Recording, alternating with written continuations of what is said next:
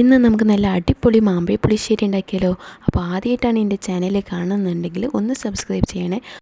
ഇതിനായിട്ട് 5 നാടൻ പഴുത്ത മാങ്ങ എടുത്തിട്ടുണ്ട്. അതിലേക്ക് 2 മുളക്, ആവശ്യത്തിനുള്ള ഉപ്പ്, കുറച്ച് മഞ്ഞൾപ്പൊടി, 1 ഗ്ലാസ് വെള്ളം എന്നിവ ഒഴിച്ചിട്ട് നമുക്ക് ഒന്ന് ഇളക്കി കൊടുക്കാം.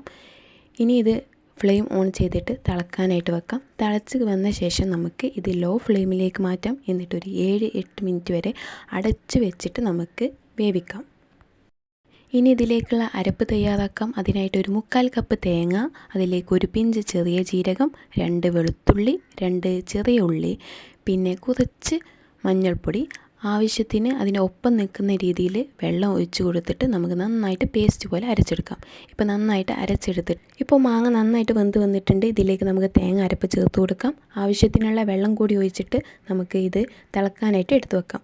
തിളച്ച് കഴിഞ്ഞാൽ നമുക്ക് ഈ ഫ്ലെയിം ഓഫ് ചെയ്യാം. ഇനി നമുക്ക് തൈര് ചേർക്കാനുണ്ട്. തൈര് ചേർക്കാനായിട്ട് ഒരു 1/4 കപ്പ് തൈര് മിക്സിയിൽ അടിച്ചെടുക്കുക. എന്നിട്ട് ഇതിലേക്ക് ഒഴിച്ചു കൊടുക്കാം. ഈ സമയത്ത് നമുക്ക് ഫ്ലെയിം ഓൺ ചെയ്യാൻ പാടില്ല. ഇത് ഇത്ര മതിയാവും. ഇപ്പം നമ്മുടെ കറി റെഡി ആയിട്ടുണ്ട്. ഇനി നമുക്ക് കുറച്ച് പണി കൂടിയുണ്ട്. ഒരു പാൻ അടുപ്പത്ത് വെക്കുക. അതിലേക്ക് 2 ടേബിൾ സ്പൂൺ വെളിച്ചെണ്ണ ഒഴിച്ചെടുക്കുക. എന്നിട്ട് ചൂടായി വരുമ്പോൾ കുറച്ച് കടുകിട്ട് പൊട്ടിച്ചെടുക്കാം. കടുക് പൊട്ടി വരുമ്പോൾ നമുക്കിതിലേക്ക് ഒരു വറ്റൽ മുളക് ഇട്ട് കൊടുക്കും. ഇനി ഈ വറവിട്ടത് നമുക്ക് ഈ കറിയിലേക്ക് ആഡ് ചെയ്യാം. ഇനിയിപ്പോൾ തന്നെ ഇത് ഇളക്കി കൊടുക്കണ്ട. ഇത് കുറച്ച് നേരം നമുക്ക് അടച്ച് വെച്ചിട്ട് കുറച്ച് കഴിഞ്ഞിട്ട് നമുക്കിത് സെർവ് ചെയ്യാം. അപ്പോൾ എല്ലാവർക്കും ഇഷ്ടമായി എന്ന് വിചാരിക്കുന്നു. Thank you.